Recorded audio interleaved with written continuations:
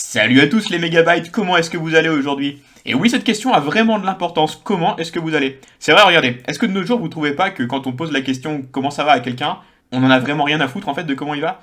J'ai l'impression que maintenant cette question, on la pose plus par habitude et par politesse que par vraiment intérêt, que pour la santé psychique et mentale des personnes avec qui on discute. Je trouve que c'est vachement le problème de notre société, on est assez égocentré et au final, on s'en fout un peu de savoir comment les gens y vont. Alors pour cette vidéo, on va faire un effort, on va essayer de se prendre 10 minutes pour savoir comment est-ce que vous allez. Alors prenez un Xanax, détendez-vous et on envoie le générique.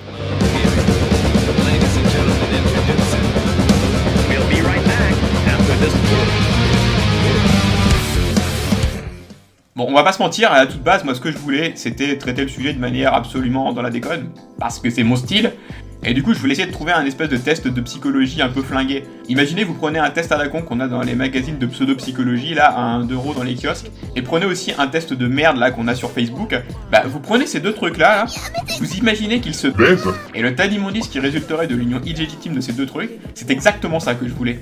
Mais au final, j'ai pas réussi à trouver un truc dans ce style, et je suis tombé sur un truc qui a l'air d'être plutôt pas mal foutu, donc on va essayer de traiter le sujet de manière un peu plus sérieuse aujourd'hui. Bon, vous inquiétez pas, hein, j'ai absolument confiance en moi pour pouvoir faire foirer le truc en moins de 3 minutes. Du coup, le test que j'ai trouvé, il s'appelle Évaluateur de santé mentale. Bon, ça reste assez généraliste et c'est forcément pas parfait. Bon, déjà parce que ça a été fait par des Canadiens. Hein. Humour! Je plaisante, on les aime, les Canadiens, on les embrasse, ainsi que tous les dom-toms. Ouais. Ouais, je vous avais dit que ça tiendrait pas longtemps. L'avantage, c'est que celui-là, au moins, c'est simple, il nous pose des questions et on doit être juste d'accord, pas d'accord. Donc au final, on n'a pas d'entre-deux et ça permet de vraiment trancher. Alors le but, c'est de le faire de manière assez objective. Donc on va essayer de voir aujourd'hui, moi, comment je me sens en fait. Donc c'est pour ça, quand je disais on dans le début de la vidéo, c'est pas vraiment interactif parce qu'on est dans une vidéo YouTube. Hein. C'est préenregistré, donc je peux pas vraiment interagir avec vous. D'ailleurs, si vous voulez un peu d'interaction avec moi, vous pouvez soit mettre un commentaire ou aussi aller sur ma chaîne Twitch. Je dis ça comme ça. Donc bref, je vais répondre à ce test et on va voir un petit peu comment ça se passe dans ma tête. Alors première catégorie, capacité d'aimer la vie. J'ai tendance à vivre dans l'instant présent et à apprécier le maintenant. C'est dommage qu'il n'y ait pas d'entre-deux en fait. Parce que autant je dirais que je suis plutôt d'accord, parce que je suis quelqu'un qui vit le moment présent et que j'aime pas trop m'emmerder à savoir comment ça va se passer plus tard. Mais en vrai, je suis très stressé par l'avenir. À cause de mon handicap, je suis obligé, quand je veux faire quelque chose, d'essayer de bien planifier à l'avance. Donc en fait, dire que j'ai tendance à vivre dans l'instant présent, c'est pas forcément vrai. Mais le truc, c'est que apprécier le maintenant, ouais, c'est plutôt vrai. Donc là, je suis un peu le cul entre deux chaises et je sais pas trop quoi répondre. J'ai tendance à dire que je suis plutôt en accord, parce qu'au final, je suis plutôt du genre à en avoir rien à foutre de ce qui se passera après. Je ressasse souvent mes expériences passées et je rêve de conclusions différentes. Oh fucking yeah! Absolument! Je suis quelqu'un qui m'imagine que si j'avais fait différents choix à l'époque où j'étais au collège ou lycée, sûrement plein de choses se seraient passées différemment. Effectivement, il y a des choses que je regrette d'avoir fait, et je me dis qu'il y aurait eu des conclusions vraiment différentes si j'avais pas été aussi con à certains moments.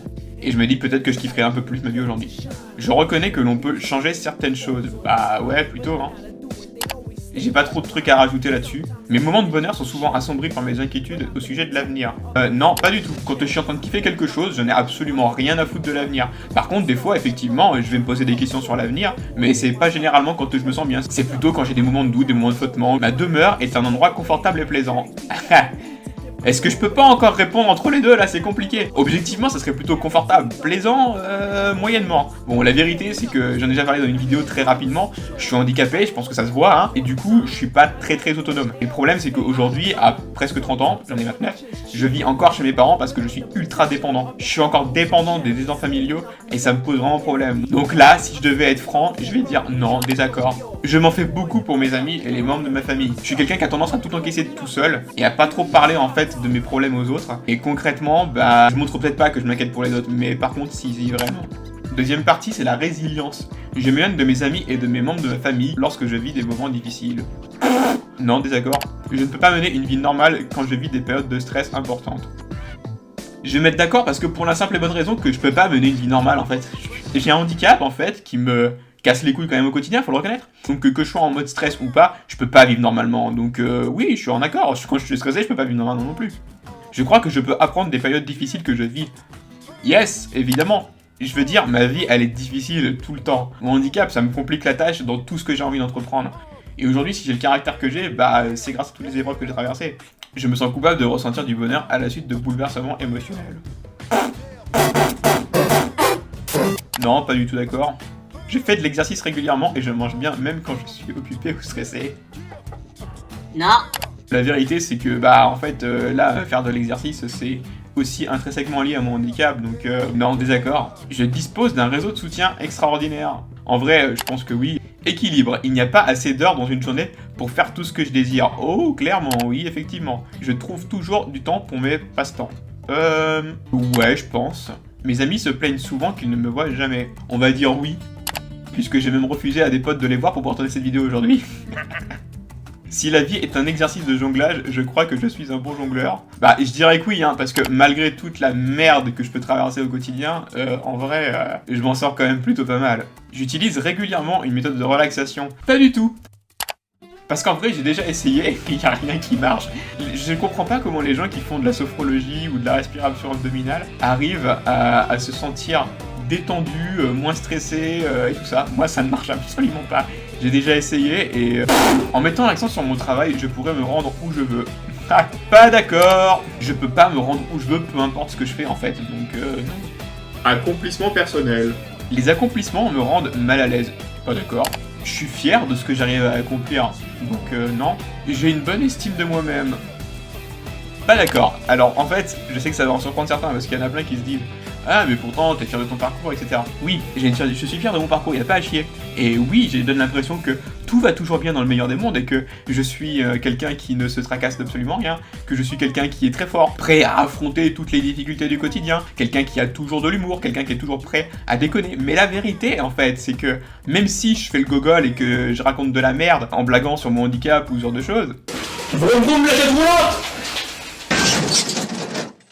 La vérité, c'est que, en fait, ça me pourrit ma vie, d'accord? Mon handicap m'empêche de faire exactement tout ce que je veux. Et je sais que je suis pas forcément le plus à plaindre, j'ai une bonne situation, et mon handicap, il est pas aussi pire que certains autres handicaps. Mais au final, moi, j'ai une démarche d'intégration qui est quand même plutôt assez validiste, et j'aimerais pouvoir faire, en fait, tout ce que les autres font normalement. Par exemple, je suis extrêmement fan d'animé, de jeux vidéo, et concrètement, la culture japonaise, j'adore vraiment. J'aimerais tellement pouvoir, en fait, aller faire un voyage au Japon, visiter les temples Shinto, pouvoir m'imprégner de la culture de Tokyo, de Akihabara, ce genre de choses.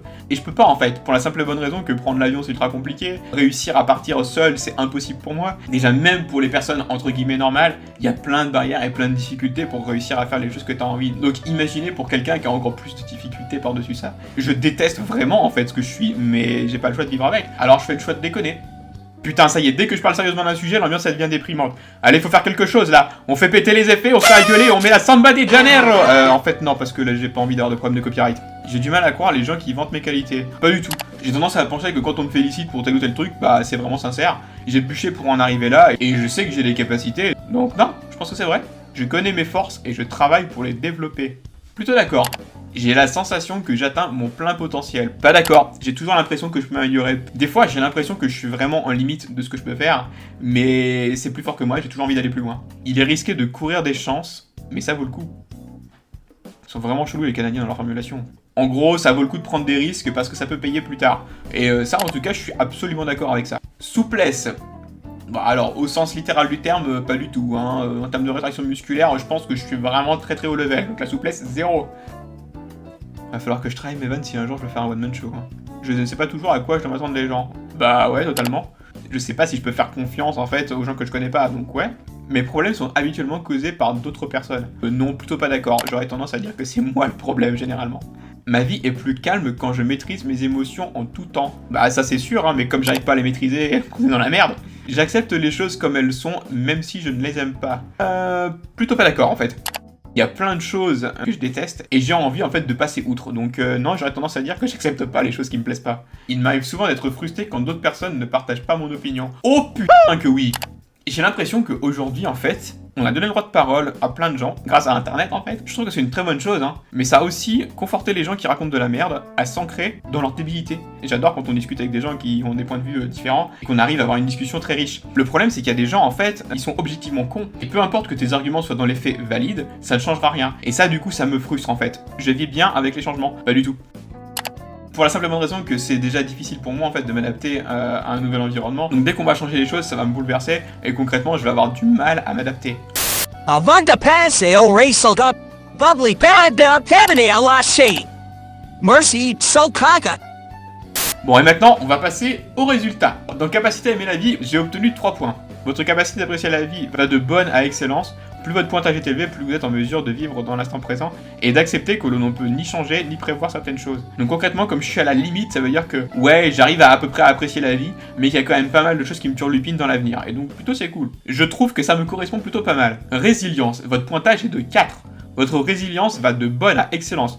Plus votre pointage est élevé, plus vous croyez que même si la vie peut comporter des périodes difficiles, il est important de conserver une certaine perspective à l'égard des événements qui surviennent. Exactement. Équilibre, votre pointage est de 3. Votre vie va de passablement à bien équilibré. Plus votre pointage est élevé, plus vous réalisez que nombre de ces aspects sont importants pour vous et méritent votre intérêt et votre attention. Ouais, donc concrètement, ça veut dire que ma vie, elle est passablement équilibrée.